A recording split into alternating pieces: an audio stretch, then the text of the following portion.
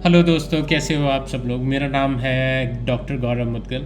आज मैं आपको अपनी यूएसएमएल जर्नी के बारे में बताना चाहता हूँ। काफ़ी सारे लोगों ने मेरे को अप्रोच किया कि आप हमें बताइए कि यूएसएमएल क्या है, आप ये जो कर रहे हैं यूएसएमएल उससे क्या होता है।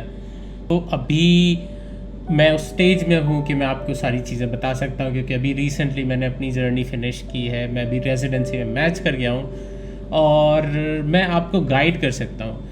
एक टाइम था कि मेरे पास मैं काफ़ी सारे क्वेश्चंस आते थे और मैं अभी पूरी जर्नी कर नहीं पाया था, तो मैं उन चीज़ों को बता नहीं पाता था। बट अब उस स्टेज में आने के बाद मैं आप सबके डाउट्स को क्लियर कर सकता हूँ। आज आपकी सारी चीज़ों को मैं क्लैरिफाई कर सकता हूँ। तो चलिए ये वीडियो स्टार्ट करते हैं। तो हमारे पास में क्वेश्चन आता है यूएसएमएलई। तो यूएसएमएलई है क्या? तो यूएसएमएलई की फुल फॉर्म है United States medical licensing examination. Okay, so United state medical licensing examination एक एग्ज़ाम है।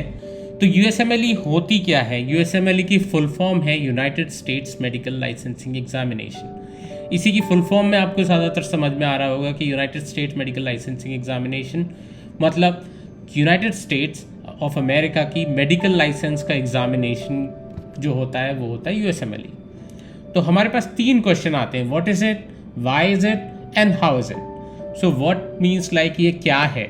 तो ये एक बॉडी होती है, जो कि मैंने लिखा हुआ है, ये एक बॉडी होती है जो कंडक्ट करती है एग्ज़ाम।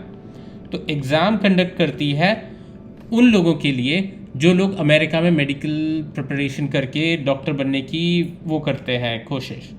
अब क्या है कि इस बॉडी की वजह से क्या होता है कि एक उनको यूनिफॉर्म स्टैंडर्ड पता चलता है कि अगर वो किसी भी डॉक्टर को अपनी रेजिडेंसी प्रोग्राम में अगर लेना चाहते हैं तो उन्हें ये पता होता है कि ये पर्सन जो भी आ रहा है और जिसने यूएसएमएल एग्ज़ाम दिया है तो एक पर्टिकुलर स्टैंडर्ड को और पर्टिकुलर क्राइटेरिया को पार करके आ रहा है। जैसे आर्मी की भर्ती होती है तो आपकी एक पर्टिकुलर फिजिकल टेस्ट होता है, उसको क्लैरिफाई करने वाला या उसको क्लियर करने वाला ही कैडेट आगे बढ़ सकता है। तो ऐसे ही ये मेडिकल फील्ड की एक एग्ज़ाम कंडक्ट कराने वाली बॉडी है, जो कि एक एग्ज़ाम कंडक्ट कराती है जिसके पार जाता है तो वो कंसिडर किया जाता है कि इसमें प्रॉपर कैपेबिलिटीज़ हैं। अब ये क्यों है, तो ये भी आंसर मैंने आपको दे दिया कि इसका कैपेबिलिटीज़ चेक करने का है कि आप अमेरिका में मेडिकल लाइसेंस लेने के हकदार हैं कि नहीं। ये कैसे करवाती है? तो हाउ का ये जो क्वेश्चन आता है वो how this body conducts everything is ये एग्ज़ाम कराती है। तो ये बॉडी एग्ज़ाम कराती है जिसको के कहते हैं USMLE step 1, step 2 and USMLE step 2 जो होता है वो सीके होता है और स्टेप 2 सीएस होता है। और उसके बाद आता है यूएसएमएलई स्टेप 3।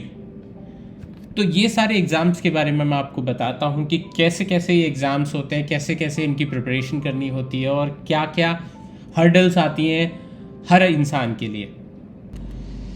अब इस एग्ज़ाम को करते टाइम पे आपको ये सारी भी चीज़ें ध्यान देनी होती हैं कि लाइक अभी हम लोग जो भी जितने सारे लोग मेरी ये वीडियो देख रहे हैं वो जहाँ तक है मैं जानता हूँ वो इंटरनेशनल मेडिकल ग्रेजुएट्स हैं, जिन्होंने कि अपनी एमबीबीएस या तो इंडिया से की है या पाकिस्तान से की है या फिलीपीन से की है, किसी और कंट्री से की है। तो वो इंटरनेशनल मेडिकल ग्रेजुएट्स होते हैं। तो इंटरनेशनल मेडिकल ग्रेजुएट्स को क्या करना होता है कि वो 2 तरीके के होते हैं, या तो वो यूएस के होते हैं या वो नॉन यूएस होते हैं। तो यूएस का मतलब जो कि यूएस के सिटीज़न हैं, और जो नॉन यूएस होते हैं वो होते हैं जो यूएस के सिटीज़न नहीं हैं।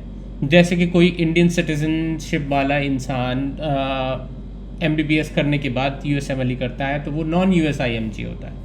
और जो यूएस आईएमजीज होते हैं वो होते हैं कि जिन्होंने यूएस की सिटीजनशिप तो है या ग्रीन कार्ड होल्डर है, तो वो लोग अपना मेडिकल स्कूल बाहर से करते हैं, तो वो इंटरनेशनल मेडिकल ग्रेजुएट्स कहलाते हैं, जो कि जिनकी सिटीजनशिप यूएस की होती है।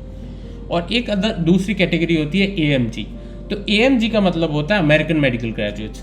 ये क्या होते हैं कि ये जो लोग होते हैं उन्होंने अपनी मेडिकल स्कूल अमेरिका में ही किया होता है, तो ये लोग इनको भी एग्ज़ाम देना पड़ता है। तो ये दोनों के लिए स्टैंड करता है। यूएसएमएलई एग्ज़ाम्स एएमजी भी देते हैं और आईएमजी भी देते हैं। एएमजी भी 2 तरीके के होते हैं, एक होते हैं एमडी स्कूल वाले और एक होते हैं डीओ स्कूल वाले। तो एमडी वाले होते हैं कि जो कि बेसिकली एलोपैथिक मेडिसिन को फॉलो करके गए होते हैं, वो होते हैं MD। और DO होते हैं वहाँ पे एक ब्रांच होती है मेडिसिन की ही, जिसको कहते हैं ऑस्टियोपैथिक मेडिसिन। तो ये जो DO पीपल होते हैं ये होते हैं ऑस्टियोपैथिक मेडिसिन वाले लोग, पर इन्हें कंसिडर किया जाता है मेडिकल ग्रेजुएट्स ही। तो 2 तरीके के होते हैं। अब हमारे पास एक क्वेश्चन आता है कि USMLE स्टार्ट कैसे करनी है। तो USMLE का फर्स्ट स्टेप जो होता है उसको कहते हैं स्टेप 1।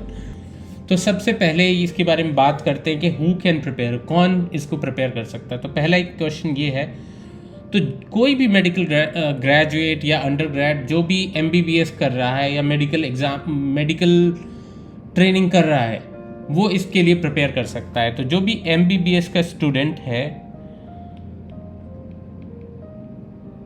या जो ग्रेजुएट है, दोनों लोग कर सकते हैं। इसमें कोई एज लिमिटेशन नहीं है कि कौन सी एज तक कर सकता है, तो कोई एज लिमिटेशन नहीं है।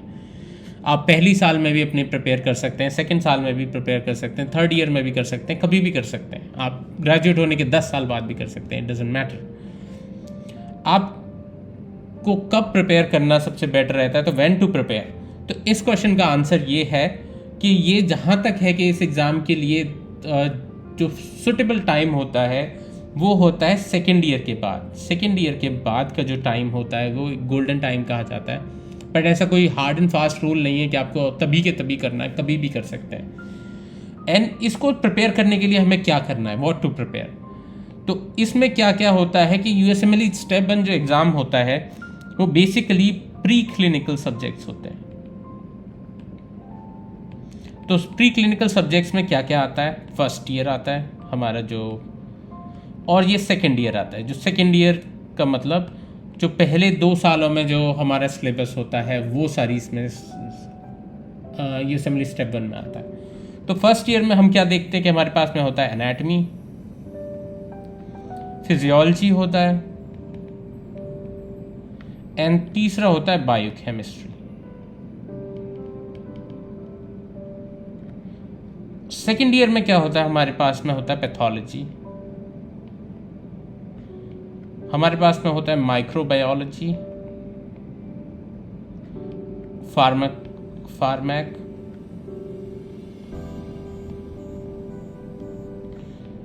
और फोरेंसिक मेडिसिन होता है कि जो कि उसकी ज़्यादा ज़रूरत नहीं होती, उसकी जगह पे हमारे पास में इम्यूनोलॉजी होता है एंड बायोस्टैट्स आता है। तो ये सारे सब्जेक्ट्स होते हैं स्टेप 1 की प्रिपरेशन करने के लिए। अब अगर हमने सेकेंड ईयर में ये सारे सब्जेक्ट कंप्लीट कर लिए तो थर्ड ईयर में जैसे ही आते हैं तो ये प्रॉपर टाइम होता है कि आप इसके लिए प्रिपेयर कर सकते हैं। अब मैं इसकी प्रिपरेशन के मेथड बताता हूँ कि आप कितने टाइम में से प्रिपेयर कर सकते हैं, कैसे प्रिपेयर कर सकते हैं। अब हम बात करते हैं स्टडी मटेरियल की। तो स्टडी मटेरियल हमें कौन कौन सी ज़रूरत होती है इसकी प्रिपरेशन करने के लिए। तो एक बहुत स्ट्रेट फॉरवर्ड, काफ़ी सारे लोग कहते हैं कि बहुत स्ट्रेट फॉरवर्ड फॉर्मूला होता है इसको प्रिपेयर करने के लिए। तो सबसे पहले होता है आपको करना है जो बिल्कुल क्रक्स होता है, जो कि एक 90% जो कवर करता है वो होता है UFAP कहते हैं हम लोग इसे। तो UFAP का मतलब होता है U वर्ल्ड। तो U वर्ल्ड एक क्वेश्चन बैंक है, Q बैंक है, जो कि बहुत हद तक आपकी प्रिपरेशन करवा देती है। आपको अगर करना है तो U वर्ल्ड को ज़रूर करना है, इसके बिना आप प्रिपरेशन नहीं कर सकते। बहुत कम लोग होते हैं जो कि U वर्ल्ड बिना किए एग्ज़ाम देते हैं। उसके बाद आती है दूसरी चीज़ आती है USMLE के लिए ये फर्स्ट एड फॉर स्टेप 1। इसे कहते हैं USMLE की बाइबल है। बाइबल मतलब इस बुक को पढ़ना ही पढ़ना है हर किसी इंसान को, अगर उसको काफ़ी अच्छा करना है अगर इस एग्ज़ाम में। और थर्ड जो मटेरियल है वो है पैथोमा। तो ये फर्स्ट एड हो गई फॉर स्टेप 1 एंड देन आती है पैथोमा। पैथोमा एक ऐसी बुक है एंड उनके वीडियोस भी हैं, लेक्चर वीडियोस भी हैं, जिससे कि आप पैथोलॉजी के काफ़ी सारे जो भी हमें कहीं हमें पैथोलॉजी में कुछ टॉपिक समझ में नहीं आ रहे या कहीं से हमें समझ में नहीं आ रहा कि ये कैसे रिलेट कर रहा है डिसीज से, उसको इतनी बढ़िया से एक्सप्लेन किया है कि पैथोलॉजी के बेसिक क्रक्स को आप अगर पढ़ना चाहते हैं तो आपको पैथोमा ज़रूर पढ़ना चाहिए। तो ये एक प्रिपरेशन की ये कह सकते हो कि मेन एक्सेस है, लाइक इसको तो करना ही करना है। अब इसके बाद आते हैं एडिशनल रिसोर्सेज। तो आप कौन कौन से और एडिशनल रिसोर्सेज हैं जिसको आप यूज़ करके प्रिपरेशन कर सकते हो। तो कुछ जो कि इम्पोर्टेंट रिसोर्सेज हैं मैं उनको बताता हूँ।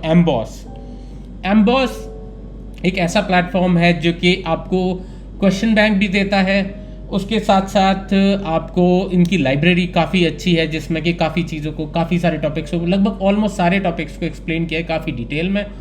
तो अगर आपके पास काफ़ी सारा टाइम है और अगर आप फर्स्ट ईयर या सेकेंड ईयर में पढ़ रहे हैं तो एम्बॉस की लाइब्रेरी से टॉपिक्स को जिनमें आपको प्रॉब्लम हो रही है मैं ज़रूर रेकमेंड करूँगा। इनकी क्वेश्चन बैंक भी अगर आपके पास एक्स्ट्रा टाइम है तो कर सकते हो। फिर उसके बाद आती है स्केची। तो स्केची एक बड़ा ही यूनिक सा प्लेटफॉर्म है जहाँ पे कि इन्होंने वीडियोस में काफ़ी सारी चीज़ों को एक्सप्लेन किया है जो कि लॉन्ग टर्म रिटेन करने की जो मेमोरी होती है हमारी पिक्चर्स मेमोरी होती है कि हम पिक्चर बेस्ड मेमोरी में बहुत अच्छे से रिकॉल कर पाते हैं चीज़ें। तो इन्होंने क्या किया है कि काफ़ी सारे टॉपिक्स को पिक्चर बना के उनको एक्सप्लेन किया। जैसे कि अगर स्टेफ ऑरियस को एक्सप्लेन किया तो उन्होंने स्टेफ ऑरियस को एक पिक्चर में एक्सप्लेन किया है जिसको कि आप कभी भूलोगे नहीं कि स्टेफ ऑरियस क्या होता है, इसकी पैथोलॉजी कैसे होती है, इसकी मेडिसिन से क्या इम्प्लिकेशंस है, इसको फार्माकोलॉजी के साथ में कैसे जुड़ी हुई है, या इसमें कौन से रेजिस्टेंस होते हैं, ड्रग कौन से यूज़ होते हैं, कौन से टेस्ट होते हैं, काफ़ी सारी चीज़ें, इनकी मॉर्फोलॉजी से लेके सारी चीज़ें। तो स्केची भी एक काफ़ी यूनिक सा स्टडी मटेरियल है जो कि आप यूज़ कर सकते हो। थर्ड जो आता है हमारा आता है boards and beyond. Boards and beyond क्या है कि इन लोगों ने अपने क्वेश्चन बैंक प्रिपेयर की, नॉट क्वेश्चन बैंक प्रिपेयर नहीं की, इन्होंने अपनी वीडियो लेक्चर की प्रिपेयर किया है। वीडियो लेक्चर काफ़ी अच्छे से एक्सप्लेन किए हैं सारे टॉपिक्स मेडिसिन के या फार्माकोलॉजी के या फिर जैसे आप एनाटमी है, सारी चीज़ें इन्होंने काफ़ी डिटेल में क्लियर की है। तो आपके अगर कॉन्सेप्ट अच्छे नहीं है या कोई टॉपिक समझ में नहीं आता तो इनकी वीडियोस से आपको बड़ी हेल्प होगी।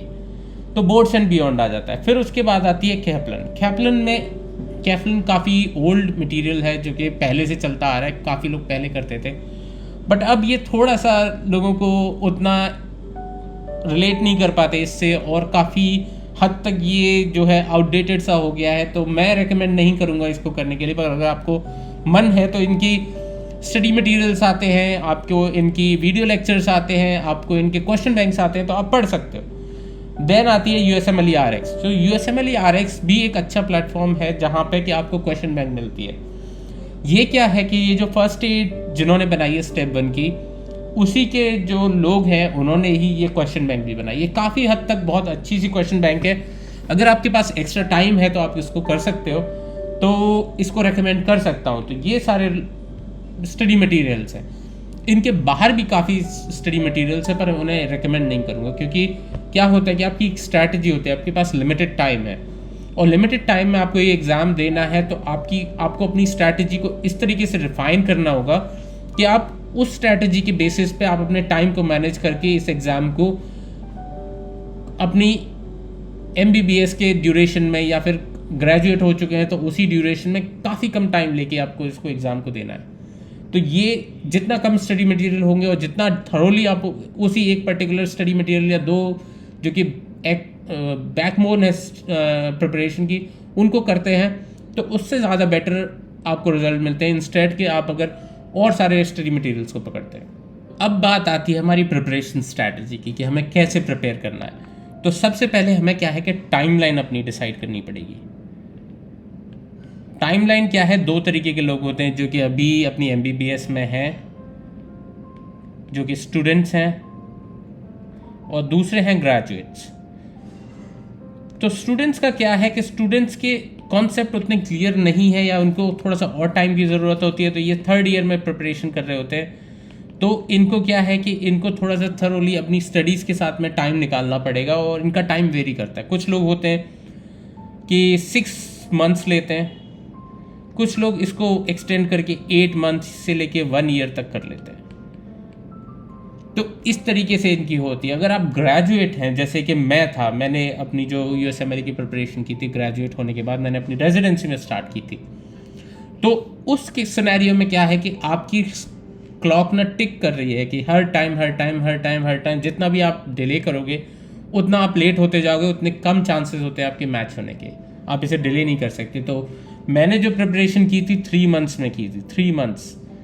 तो 3 मंथ्स में मैंने, जो काफ़ी सारे लोग 6 to 10 मंथ्स लेते हैं, पर मैं उसे रेकमेंड नहीं करता, क्योंकि इस केस में क्या होता है कि आपकी जो मेमोरी होती है वो पीछे की फेड होती चली जाती है, और आप जो नया एक्वायर करते हो तो पीछे का भूल जाते हो।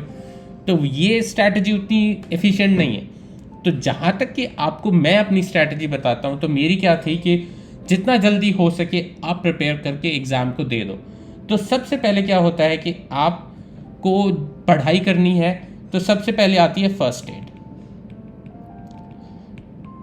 तो फर्स्ट एड को पढ़ना है। फर्स्ट एड को जो भी टॉपिक आपने पढ़ा या जो भी कुछ आपने किसी भी डिसीज़ के बारे में पढ़ा, तो मैं उसे रेकमेंड करूँगा कि उनके पर्टिकुलर सब्जेक्ट, जैसे कि फर्स्ट में इनका जो है जेनेटिक्स और ये है माइक्रोबायोलॉजी है, या जो भी टॉपिक है, तो उसको आप पढ़ो, टॉपिक को पढ़ो पूरा, या फिर एक पूरे चैप्टर को पढ़ो। अब उसको पढ़ने के बाद में क्या करना है कि उसको पढ़ने के बाद में उसके बाद आपको यू वर्ल्ड सॉल्व करनी है उस पर्टिकुलर टॉपिक की। तो उसे कैसे सॉल्व करना है मैं आपको बताता हूँ। जैसे कि आपने कार्डियोलॉजी पूरी पढ़ी, तो कार्डियोलॉजी आपने पढ़ ली, तो उसमें क्या है कि आपने सारी चीज़ें कार्डियोलॉजी में पढ़ी हैं। तो कार्डियो में पढ़ने के बाद आपको करना ये है कि यू वर्ल्ड में जाके आपको अपना timed tutor mode, timed plus tutor mode, इसमें क्वेश्चन सॉल्व करने हैं। तो इससे क्या होगा कि जो टाइम्ड होता है उससे आपकी स्पीड बनती है कि हर क्वेश्चन के लिए पर्टिकुलर टाइम मिलेगा। और आपने अगर एक ब्लॉक पूरा 40 क्वेश्चन का बनाया जो कि 1 घंटे में सॉल्व करने हैं, तो आपको अपने टाइम भी पता होगा कि आपने एक क्वेश्चन को कितने टाइम में सॉल्व किया। और उसके साथ साथ ट्यूटर मोड में क्या होगा कि एक क्वेश्चन किया, उसकी एक्सप्लेनेशन पढ़नी होती है पूरी, देन उसके बाद नेक्स्ट क्वेश्चन किया, फिर उसकी पूरी एक्सप्लेनेशन पढ़ी। तो इस तरीके से क्या होता है कि आप पूरी नॉलेज को एक्वायर करते जाते हो। तो और इसके साथ में मैं आपको एक और चीज़ दूंगा कि आप उसी टाइम पे, जिस टाइम आप क्वेश्चन सॉल्व कर रहे हो, अपनी फर्स्ट एड साथ में खोल लो। तो फर्स्ट एड खोल के उसमें एनोटेट करना स्टार्ट कर दो कि उसमें जो भी उस चीज़ के बारे में, जैसे कार्डियोलॉजी में आपने मायोकार्डियल इन्फार्क्शन पढ़ा, तो मायोकार्डियल इन्फार्क्शन में फर्स्ट एड में काफ़ी सारी चीज़ें लिखी हैं कि एसटी एलिवेशन या एसटी डिप्रेशन जो भी हो रहा है, पर आपको कुछ ऐसा भी पता चलता है कि जो कि उस फर्स्ट एड में मेंशन नहीं है, जो कि आपको लगता है कि आप भूल जाओगे, या उसको आपको लिखना, या हाई फैक्ट है जो कि आप बाद में भी काम आएगा, तो उसको एनोटेट कर लो। तो ये करने की एक स्ट्रैटेजी क्या होती है कि आप जैसे जैसे क्वेश्चन सॉल्व कर रहे होगे, तो उसका फीडबैक जो भी क्वेश्चन का आप अपनी उसमें फर्स्ट एड में लिखते जाओगे, तो आपकी इंगेजमेंट रहेगी, आपका ब्रेन एक्टिव रहेगा फर्स्ट। दूसरा, वो जो इम्पोर्टेंट इन्फॉर्मेशन है वो कभी आप भूलोगे नहीं, क्योंकि वो आप लिख रहे हो। तो आपकी विजुअल मेमोरी और जो आपकी जो उस टाइम पे पढ़ रहे होगे, वो सारी मेमोरी एक साथ रिकलेक्ट होके वो कंसोलिडेट हो जाएंगी, आपकी लॉन्ग टर्म मेमोरी में चली जाएंगी, और वो उस चीज़ को रेफर भी कर सकते हो बाद में। तो इस स्ट्रैटेजी को मैं फॉलो करता था, ये इसने काफ़ी हेल्प की। अब इसके बाद हमारे पास में एक और चीज़ आती है जो कि है हमारी पैथोमा। तो पैथोमा का क्या है कि पैथोमा एक वीडियो लेक्चर्स हैं, इसके वीडियो लेक्चर्स के साथ में आप दूसरी इसके साथ में इसकी बुक भी आती है। तो दोनों को आपको क्या करना है कि वीडियो लेक्चर्स को देखते देखते आपको बुक में एनोटेट करनी है कोई चीज़ है जो कि आपके बुक में नहीं है। एंड इसके साथ भी सेम स्ट्रैटेजी फॉलो करनी है कि पहले पैथोमा को पढ़ो, कोई भी टॉपिक पढ़ लिया जो भी आपको पढ़ने का मन है, फिर उसके बाद उस टॉपिक को आप यू वर्ल्ड में सॉल्व करो। तो इसको यू वर्ल्ड में सॉल्व करोगे तो क्या होगा कि जैसे कि आपने यू वर्ल्ड में इसको सॉल्व किया, तो यू वर्ल्ड में आपको कुछ चीज़ नई पता चलती, जो एक्सप्लेनेशन में नई चीज़ पता चलेगी। तो न्यू थिंग को आप क्या करो कि इसको एनोटेट कर दो आप बुक में। तो ये क्या होगा कि एक बेसिकली आपके लिए पूरा नोट्स बन जाएंगे, जो कि आपको लॉन्ग रन में जब एग्ज़ाम से पहले आप पढ़ने बैठोगे या फिर आपको रिवाइज करना होगा, तो आप पूरा यू वर्ल्ड का क्रक्स और पैथोमा का या फिर फर्स्ट एड का एंड यू वर्ल्ड का क्रक्स एक साथ रख सकते हो। ये स्ट्रैटेजी मैंने फॉलो की थी और उसके बाद में मेरा रिजल्ट ये रहा था कि मैंने high side of 240 like about 250 score किया विद इन 2 मंथ्स, तो आप 2 मंथ्स में भी पढ़ सकते हो। तो मैंने ये जो पढ़ाई की थी वो 2 मंथ्स में ख़त्म की थी। अगर आप इस चीज़ को फॉलो नहीं कर पाते हो तो आप 3 मंथ से लेके 6 मंथ तक का टाइम ले सकते हो, जिसमें कि पहले 2 महीने आप क्या करोगे, फर्स्ट एड पढ़ के यूवर्ल्ड करो, देन 1 महीने में जो नेक्स्ट जो मंथ होगा उसमें पैथोमा प्लस यूवर्ल्ड। ये करने के बाद में जो आपको 2 महीने बचेंगे उसमें दोबारा से ये सारी चीज़ें कर लो। तो इसके बाद में रिपीट करना है और जिसके बाद आपको रिवाइज करके एग्ज़ाम देना है। तो ये स्ट्रैटेजी थी मेरी। अब बात आती है एडिशनल चीज़ों की, जैसे कि हमने एम्बॉस की बात की थी या हमने स्केची की बात की थी, या कुछ टाइम पे ऑस्मोसिस भी एक अच्छा प्लेटफॉर्म है। तो इन चीज़ों को आप रेफरेंस के बेसिस पे ले सकते हो। लेक्चूरियो है, तो ये सारी चीज़ें एडिशनल हैं। अगर आपके कॉन्सेप्ट क्लियर नहीं है और आपको लगता है कि आपको एडिशनल नॉलेज की ज़रूरत है, तो आप इन सब चीज़ों को फॉलो कर सकते हो। अब इसके बाद में हमारे पास में क्वेश्चन आता है कि हम USMLE के लिए कैसे एग्ज़ाम को शेड्यूल करें या हम कैसे अपने परमिट को लें। तो ये भी एक लंबी सी प्रोसेस है। इसके बारे में काफ़ी सारे लोगों ने मुझे बताया जब मैं अपनी इनिशियल एग्जामिनेशन की प्रिपरेशन कर रहा था। तो मैंने जब अपनी प्रिपरेशन करते करते इस एग्ज़ाम के लिए अपने आप को इनरोल किया, तो कैसे करना होता है, सबसे पहले आपको क्या करना होता है कि एक आती है ECFMG साइट। तो ECFMG स्टैंड करती है educational commission for foreign medical graduate. तो educational commission for foreign medical graduates. तो ये इसमें आपको अपना रजिस्ट्रेशन कराना होगा और ये कराने के बाद में ये आपके USMLE एग्ज़ाम को शेड्यूल करते हैं। तो उसके लिए आपको अपना पासपोर्ट चाहिए होता है। तो पासपोर्ट ज़रूर है कि आप अपना पासपोर्ट पहले बनवा लीजिए, पहली चीज़। दूसरी चीज़ क्या है कि आप इससे पहले अपनी प्रिपरेशन स्टार्ट कर दो, क्योंकि क्या होता है कि जैसे ही आपने USMLE के एग्ज़ाम को शेड्यूल किया तो उसके बाद में ये एक परमिट देते हैं। तो सबसे पहले उस परमिट को यूज़ करके आपको अपना एग्ज़ाम शेड्यूल करना पड़ता है। वो परमिट होता है 2 महीने का, तो 2 महीने में कोई भी एक डेट ले सकते हो। तो आप जब श्योर हो कि आप अच्छे से पढ़ाई कर रहे हो और आप पर्टिकुलर टाइम में ख़त्म कर लोगे अपनी स्टडी, तो इस एग्ज़ाम के लिए बुक करो, इस एग्ज़ाम को बुक कर लो। अब बुक कैसे करना होता है, तो 2 प्रोसेस होते हैं। पहले इसमें ECFMG रजिस्ट्रेशन करवा लो, फिर उसके बाद USMLE स्टेप 1 का फॉर्म भरना होता है। तो ECFMG रजिस्ट्रेशन तो $150 का था जब मैं करता था, तो $150 में हो गया था।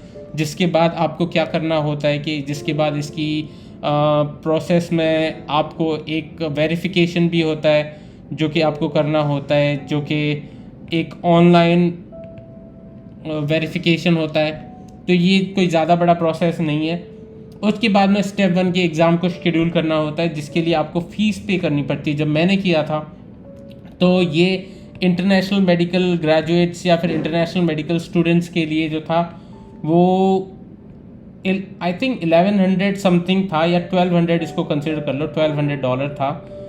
तो $1200 में ये करना होता है। फिर इसके बाद में होता ये है कि ये जो USMLE एग्ज़ाम को जब स्टेप 1 को शेड्यूल कर लोगे तो ये क्या करते हैं कि एक वेरिफिकेशन भेजते हैं आपकी मेडिकल कॉलेज के लिए। तो वेरिफिकेशन क्या होता है कि उस वेरिफिकेशन के लिए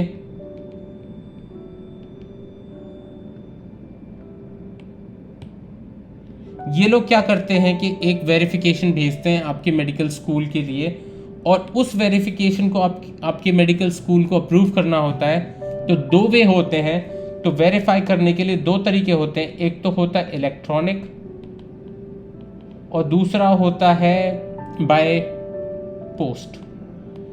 तो बहुत सारे हॉस्पिटल्स हैं जो कि अपने आप को रजिस्टर कर लेते हैं ECFMG के साथ में, और वो क्या करते हैं कि आपकी वेरिफिकेशन आपके जो ECFMG होती है वो आपकी वेरिफिकेशन सीधे सीधे आपके मेडिकल स्कूल को एक ईमेल या उनके जो अकाउंट बनाया होता है उन्होंने ECFMG में मेडिकल स्कूल ने, उस पर भेज दिया और उस पर मेडिकल स्कूल अपने आप वेरीफाई कर देता है। दूसरी होती है पोस्ट के थ्रू।